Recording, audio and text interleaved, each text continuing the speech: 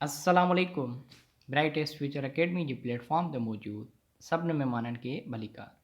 साथियों, पाण अॼु इंग्लिश ग्रामर में प्रोनाउन ऐं उन जा जेके काइंड्स आहिनि उन जे बारे में स्टडी कंदासीं। जेके बि उन जा काइंड्स आहिनि उहे पढ़ंदासीं, उन जा रूल्स रेगुलेशन ऐं जेके असांखे प्रोनाउन ऐं एडजेक्टिव जे विच में जेकी कन्फ्यूजन ईंदी आहे, इनशाला उहा हिन वीडियो ॾिसण खां पोइ दूर थी वेंदी। So let's start. सभ खां पहिरियों आहे प्रोनाउन। प्रोनाउन असां प्रीवियस लेक्चर्स में पढ़ी आया आहियूं। सिंपल डेफिनेशन आहे, नंढे खां वठी असां पढ़ंदा आया आहियूं। Pronoun a word it is used instead of noun,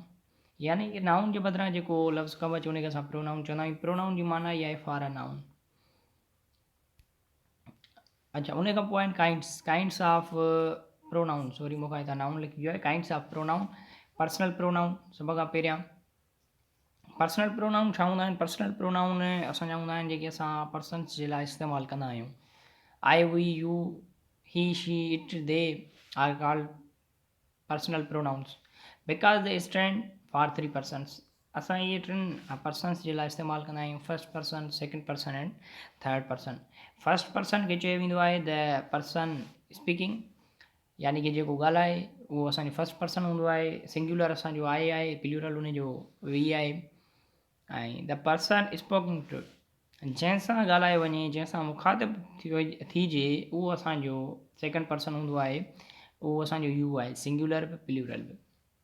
उन खां बाद में आहे थर्ड पर्सन। थर्ड पर्सन खे चवंदा आहियूं द पर्सन स्पोकन ऑफ, यानी कि जंहिंजे बारे में, जंहिं बाबति ॻाल्हाए वञे, या ईअं खणी चई सघूं था जंहिंजे बारे में ॻाल्हायूं उहो मौजूदु न हुजे। ही, शी, इट सिंगुलर जे लाइ ऐं प्लूरल जे लाइ असां दे इस्तेमालु कंदा आहियूं। आई होप ये तव्हांखे सम्झ में अची वियो हूंदो। मज़ीद एक्सप्लेनेशन पढ़ूं था। The pronouns I and we which denotes the person or persons speaking are said to be the personal pronoun. जीअं मां पहिरियों ई ॿुधायसि, जेके असां जा फर्स्ट पर्सन आहिनि उहे आई ऐं वी आहिनि, जेके ॻाल्हाईंदड़ हुजनि। जीअं फॉर एग्ज़ाम्पल पाण महिल ॻाल्हाए रहियो आहियां, इहो असांजो छा आहे, फर्स्ट पर्सन आहे।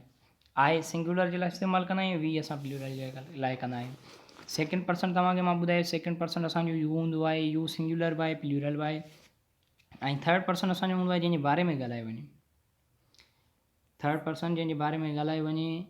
ही, शी, इट असांजा सिंगुलर जे लाइ यूज़ कया वेंदा आहिनि, प्लूरल जे लाइ दे इस्तेमालु कयो वेंदो आहे। आई होप तव्हांखे क्लियर थी वियो हूंदो। वधीक न त एक्सप्लेनेशन वारी स्क्रीन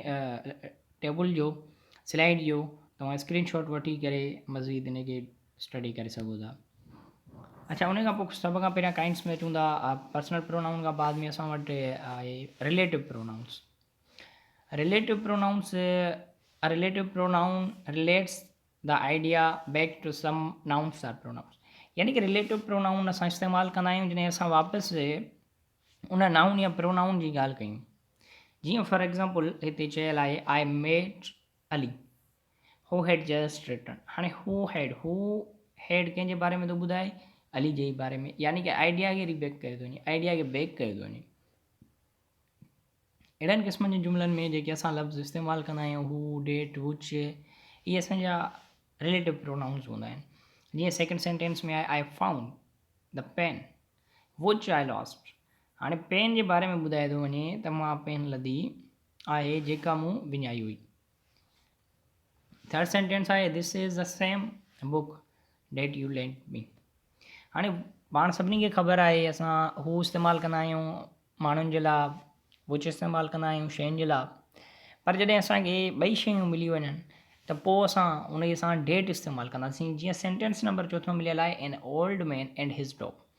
हाणे हिते हिज डॉग बि अची वियो, मैन बि अची वियो। त हाणे जेकॾहिं असां हू इस्तेमालु कंदासीं हिन जे पारां त इहो मैन खे डिफाइन कंदो, जेकॾहिं डेट कंदासीं सॉरी विच कंदासीं त उहो डॉग खे डिफाइन कंदो। त अहिड़ी सिचुएशन में असांखे छा आहे करिणो? अहिड़ी सिचुएशन में असांखे यूज़ करिणो आहे डेट जो। जीअं असां चवंदासीं an old man and his dog have not come that came daily, यानी कि हाणे असां हिते विच डेट जी जाइ ते या हू इस्तेमालु न कंदासीं, इट विल बी रॉन्ग। उन खां अलावा बि डेट जो यूज़ेज आहे, उहो अॻिते स्लाइड में पढ़ंदासीं। Demonstrative pronouns. Demonstrative pronouns are pronouns used for pointing out things, the words this, date, these, those, यानी कि दिस डेट दीज दोज़ असां लफ़्ज़ इस्तेमालु कंदा आहियूं इज़ अ डेमोस्ट्रेटिव प्रोनाउंस कंहिं बि शयुनि खे फाइंड आउट या पॉइंट आउट करण जे लाइ note use this and these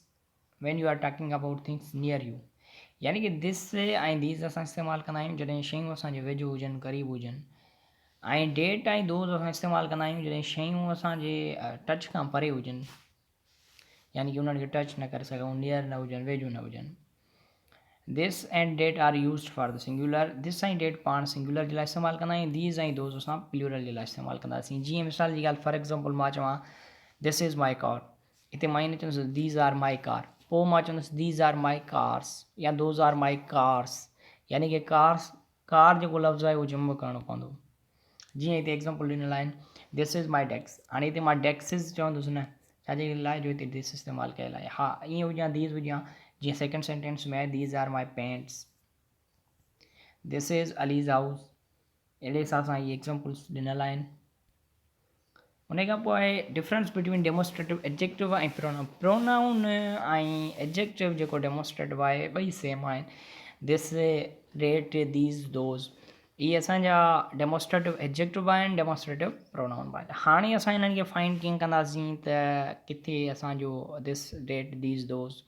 is demonstrative pronoun इस्तेमालु कयल आहे किथे एडजेक्टिव तौरु सिंपल कॉन्सेप्ट आहे तमामु बेसिक सभ खां पहिरियां हिननि सेंटेंसिस खे पढ़ंदासीं this is my car this car is माइन हाणे इन्हनि ॿिन्हिनि जुमिलनि जी माना सेम आहे त हीअ मुंहिंजी कार आहे but here is a difference इहो ई आहे जो पहिरियों जेको दिस इस्तेमालु कयल आहे दिस इज़ माई कार इहो दिस असांजो डेमोस्ट्रेटिव प्रोनाउन आहे छाकाणि जो पाण प्रीवियस लेक्चर्स में पढ़ी आहियूं एडजेक्टिव जेकी हूंदी आहे उहा डिफाइन कंदी आहे कंहिं बि नाउन खे सेकेंड सेंटेंस में छा चयो आहे दिस कार इज़ माइन हाणे दिस सां गॾु प्रोनाउन नाउन इस्तेमालु कयल आहे इट मीन्स इहो असांजो डेमोस्ट्रेटिव एडजेक्टिव आहे डेमोस्ट्रेटिव प्रोनाउन न सॾिबो सेम एज सेकेंड सेंटेंस में आहे these are your pens these pens are mine हाणे ॿिन्हिनि जुमिलनि में असां इस्तेमालु कयल आहे दीज़ जो पर हिकिड़े जेको मथियों सेंटेंस आहे दीज़ आर यूअर्स पेन इन में दीज़ लफ़्ज़ जेको असांजो आहे उहो डेमोस्ट्रेटिव प्रोनाउन आहे इन खां हेठियां वारे में दीज़ जेको आहे डेमोस्ट्रेटिव एडजेक्टिव आहे डेमोस्ट्रेटिव एडजेक्टिव खे सुञाणण जे लाइ सिंपल एंड इहा ई आहे त डेमोस्ट्रेटिव एडजेक्टिव जेको हूंदो आहे उहो तव्हांजो नाउन सां गॾु इस्तेमालु कबो आहे ऐं जेको डेमोस्ट्रेटिव प्रोनाउन हूंदो आहे उहो नाउन खां बग़ैर या नाउन खां पहिरियां इस्तेमालु कयो वेंदो आहे यानी कि नाउन सां गॾु इस्तेमालु न कयो वेंदो आहे वर्ब सां बल्कि गॾु इस्तेमालु कयो वेंदो आहे जीअं दोज़ बुक्स आर हेयर्स हाणे इहो तव्हां पाण सम्झी हूंदो बुक्स नाउन आहे नाउन सां गॾु दोज़ जो लफ़्ज़ इस्तेमालु कयल आहे इट मीन्स इहो डेमोस्ट्रेटिव एडजेक्टिव आहे इन खां मथियां वारो सेंटेंस आहे those are her books last में इस्तेमालु कयल आहे दीज़ सां गॾु को बि नाउन आहे वर्ब इस्तेमालु कयल आहे it means it is demonstrative pronoun हाणे अहिड़े हिसाब सां डेट इज़ हिज हाउस ऐं डेट हाउस इज़ तव्हां हिन में पाण फाइंड करे कमेंट कजो त डेट कहिड़ो प्रोनाउन आहे कहिड़ो एडजेक्टिव उन खां पोइ इंटरगेटिव प्रोनाउन जेके असां चवंदा आहियूं उहे सुवाल करण जे लाइ कमु ईंदा आहिनि जीअं who whose day what which and whom इहे असांजा इंटरगेटिव प्रोनाउन आहिनि जॾहिं असां किथे सुवाल कयूं त असां इहे इंटरगेटिव प्रोनाउन्स यूज़ कंदा आहियूं who are you whose is this pen what is your brother's name what is date today which is your pen etc उन खां पोइ इंडेफिनेट प्रोनाउन इंडेफिनेट मां मुराद ई आहे त को बि डेफिनेट या पर्टिकुलर कंहिं शइ जी ॻाल्हि न थी रही हुजे या कंहिं पर्सन जी न थी रही हुजे A word it refers to a person or persons or a thing or things means general way जॾहिं बि असां जनरल वे में कंहिं बि प्रोनाउन जो कंहिं बि माण्हू या शइ खे रिफ़र कयूं उन जे लाइ जेको लफ़्ज़ इस्तेमालु कयूं उहो असांजो इंडेफिनेट हूंदो आहे इंडेफिनेट प्रोनाउन लफ़्ज़ असांजा कहिड़ा आहिनि all most several everybody nobody anybody everybody none somebody anyone few no one someone all these are refers to a persons or things in general way यानी कि particular number ज़ाहिर नथा कनि इन लाइ असांजा indefinite pronoun हूंदा आहिनि जीअं मां चवां someone said he is sharper हाणे समवन वी डोंट नो कहिड़ो यानी कि डेफिनेट ना आहे इनडेफिनेट आहे somebody has stolen my watch I don't know who stolen my watch यानी कि मूंखे ख़बर न आहे उन जे लाइ मां पर्टिकुलर प्रोनाउन इस्तेमालु नथो कयां मां जस्ट ॿुधायां पियो समबॉडी यानी कि कंहिं मुंहिंजी वॉच को चोराई कंहिं चोराई आहे ख़बर न आहे नो बॉडी वॉज देयर अहिड़े ई हवाले सां ई समूरा जेके लफ़्ज़ आहिनि इहे असांजा इंडेफिनिट प्रोनाउन आहिनि उन खां पोइ आहे डिस्ट्रीब्यूटिव प्रोनाउंस डिस्ट्रीब्यूटिव प्रोनाउंस असांजा जेके आहिनि each either neither are the distributive pronouns because they refer to person or things one at a time यानी कि शयुनि खे हिकु दफ़ो हिकु वक़्त जे लाइ इस्तेमालु कया वेंदा आहिनि इहे लफ़्ज़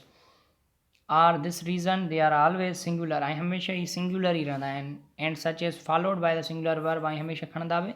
सिंगुलर वर्ब्स ई आहिनि जीअं मां चवां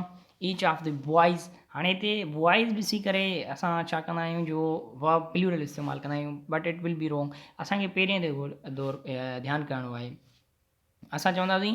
each of the boys gets a prize छाकाणि जो असां ईच ते फोकस कंदासीं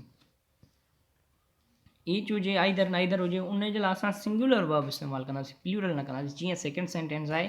either of these roads leads not lead हणंदासीं इट विल बी रॉन्ग असांखे नाइदर ते ईदर ते फोकस करिणो आहे उन खां पोइ थर्ड आहे neither of the accusations is true are true न लिखंदासीं हाणे अक्सर कंदा असां ई कंदा आहियूं यार एक्यूज़ेशन्स मीन्स प्लूरल आहे त आर हणो but it will be wrong असांखे एॾो फोकस करिणो आहे नाइदर यानी कि न यानी कि मुल्ज़िमनि मां केर बि न ऐं उन खां अलावा असांखे कंफ्यूजन थी वेंदी आहे छाकाणि जो आइदर ईच असांजा एडजेक्टिव्स आहिनि ऐं प्रोनाउन्स बि आहिनि हाणे उन खे असां कीअं सुञाणूं त किथे असांजा either each and neither adjectives तौरु इस्तेमालु कयल आहिनि किथे प्रोनाउन तौरु इस्तेमालु कयल आहिनि उन जे लाइ सिंपल डेफिनेशन आहे in the following sentence each either and neither are used as adjectives they are followed by noun of a singular verb हाणे उन में छा हुयो उन में असां ईच आइदर नाइदर सां गॾु ऑफ पिया इस्तेमालु कयूं जॾहिं असां ऑफ इस्तेमालु पिया कयूं ऑफ एज़ अ प्रपोज़िशन आहे प्रपोज़िशन असां नाउन सां ई नाउन या प्रोनाउन सां इस्तेमालु कंदा आहियूं सो जेॾी महिल बि ईच आइदर नाइदर जे सां गॾु ऑफ जो इस्तेमालु कयल हुजे इट मीन्स इहो असांजो प्रोनाउन आहे बट जेकॾहिं each either neither just noun सां इस्तेमालु कयल हुजे त पोइ असां सम्झींदासीं इहो असांजो एडजेक्टिव आहे हाणे जीअं सेंटेंस नंबर 1 आहे each boy took his turn हाणे ईच बॉय विच में ऑफ जो इस्तेमालु न आहे कयल डायरेक्ट ईच इस्तेमालु कयल आहे त इट मीन्स इहो असांजो एडजेक्टिव आहे सेकेंड सेंटेंस में ईच बॉइज़ टुक there turn it will be wrong हा असां ईअं चई सघूं था ईच ऑफ दी बॉइज़ हाणे हिते ईच असांजो प्रोनाउन ॾियो ऑफ लॻण सां हिते असां जमा करे सघूं था बॉइज़ हाणे हिते जेकॾहिं बॉय लिखंदासीं तॾहिं बि ग़लति थी वेंदो जीअं सेकेंड सेंटेंस हेठियों सेंटेंस आहे each of boy has done हिज वर्क ईच ऑफ बॉइज़ थींदो यानी कि जेॾी महिल असां ऑफ हणंदासीं पोइ जेको असांजो नाउन ठहंदो उहो असांजो प्लूरल हूंदो सिंगुलर न रहंदो ऐं जेको असां वर्ब या उनजो ॿियो रिलेटिव प्रोनाउन इस्तेमालु कंदासीं उहो बि असांजो सिंगुलर ई रहंदो ईच आइदर ऐं नाइदर जो आई होप तव्हांखे ॻाल्हि क्लियर थी वई हूंदी वरी बि न त रिपीट करे था ॾियूं ईच लफ़्ज़ आइदर ऐं नाइदर हमेशह पाण सां गॾु सिंगुलर वर्ब्स या सिंगुलर नाउन्स खणंदा आहिनि हा जेकॾहिं ऑफ इस्तेमालु न कयो वञे थो एडजेक्टिव्स जा जेके आहिनि जीअं each boy took his turn हाणे हेॾो असां सिंगुलर रखियोसीं ऐं उनखे अलावा ईच बॉय रखंदासीं ईच बॉइज़ ग़लति थी वेंदो या ईच बॉय टुक देयर टर्न तॾहिं बि ग़लति थी वेंदो असांखे रखिणो आहे sentence each boy took his turn या वरी जेकॾहिं असां ऑफ इस्तेमालु कयूं था ईच आइदर ऐं नाइदर खे असां एज़ प्रोनाउन तौरु इस्तेमालु कयूं था पोइ असां जमा रखंदासीं जीअं हिते ॾिनल आहे त each of the boys has done हिज वर्क हाणे हिते असां हिज़ रखंदासीं ऐं हीअ असांजो प्रोनाउन तौरु इस्तेमालु कयल आहे एडजेक्टिव तौरु इस्तेमालु न आहे कयल आई होप क्लियर थियो हूंदो जेकॾहिं का कंफ्यूजन हुजे त तव्हां कमेंट में ॿुधाए सघो था महिरबानी हुजे जेकॾहिं वीडियो पसंदि आयो हुजे कुझु सिखण लाइ मिलियो हुजे त सब्सक्राइब लाज़मन कंदा महिरबानी